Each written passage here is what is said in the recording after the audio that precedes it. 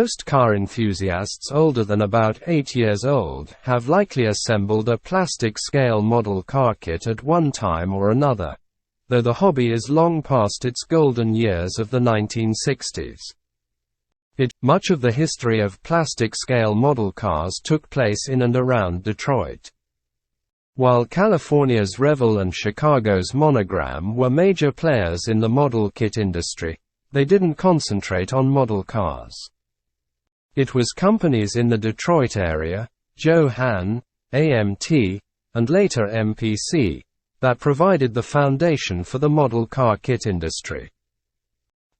While some histories put AMT as the originators of the plastic model car, that acronym actually stands for Aluminum Model Toys, which Detroit attorney West Gallogly Jr. started in 1948 to make cast aluminum scale model Fords. Gallogly had family connections to Ford, and the models were marketed as promotional items through Ford dealers. While plastics like celluloid and Bakelite were in use in the first half of the 20th century, the development of acrylic and other more advanced polymers during World War II gave post-war entrepreneurs new materials to use making consumer goods. In between the founding of PMC and AMT, in 1947 a Detroit-based tool and die maker named John Hanley started a company to make promotional advertising specialties and model aircraft. He also made industrial models. Hanley got into making model cars after producing a model of Chrysler's then new fluid-drive automatic transmission used for training mechanics. That led to a contract to produce promotional models of vehicles for the automaker. In the 1950s, automakers came to the conclusion that the little ones sell the big ones, and just about every brand of cars had promotional scale models, typically in 1/25 scale, that they would ostensibly give away to the children of prospective customers. While Joe Hahn produced models for Oldsmobile, Cadillac, Studebaker, and American Motors, the company was closely associated with Chrysler. It continued to make plastic promotional models until 1979, its last promo model being the 1979 Cadillac Bill. AMT made promos for Ford, and later MPC would work primarily with General Motors. Getting back to West Gallogly, in 1948 he set up AMT in a shop on Detroit's 8 Mile Road. As mentioned, Gallogly was an attorney with a practice to run, so in the early 1950s he hired George Totiff Jr. to run AMT for him. Totiff was a skilled pattern maker with an understanding of manufacturing. He would often say that a model car company was very much like an actual automaker, with many of the same engineering and production departments, they just made smaller cars. During the industry's heyday, it made models of virtually every production car built in America.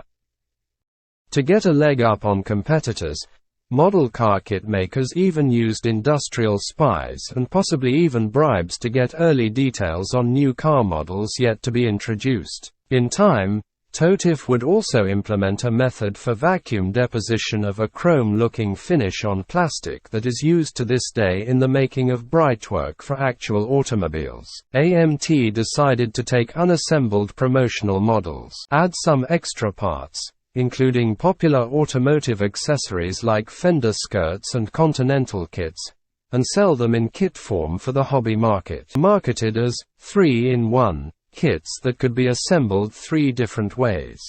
Totiff also figured out that splitting some parts to be molded separately allowed AMT to sell model convertibles and hardtops in the same kits. The new kits were a huge success, essentially creating a new segment in the hobby industry. In 1959, Joe Hahn followed AMT, moving to the more durable and stable plastic, and also started making 3-in-1 kits. The custom scene was burgeoning, so AMT made licensing deals with many of the leading customizers of the day, including Barris, Jeffries, Bill Cushenberry, and Gene Winfield. Joe Hahn counted with accurate, detailed reproductions of NASCAR races, starting with Richard Petty's 1964 Daytona 500 winning Plymouth. Around that same time, George Totiff decided to leave AMT to set up his own company, Model Products Corporation, better known as MPC. The parting was on amicable terms,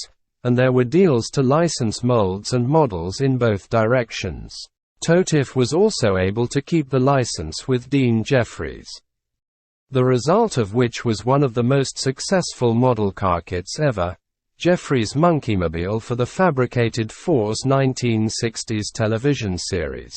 While the model car kit industry thrived in the 60s, a decade later tastes in hobbies had changed. MPC was eventually bought by General Mills for the food processes toy division.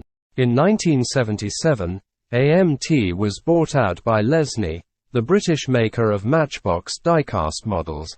In the early 1980s, AMT was saved from brand death when it was sold to model maker Revell, just prior to Lesney's bankruptcy. When General Mills decided to divest from its core businesses, Revell also bought MPC.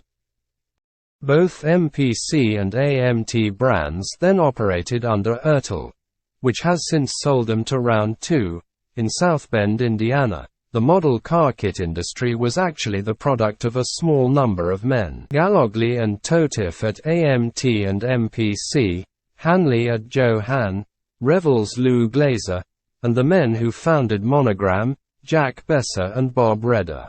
That small circle created a hobby that has provided countless hours of entertainment for millions of people, young and old.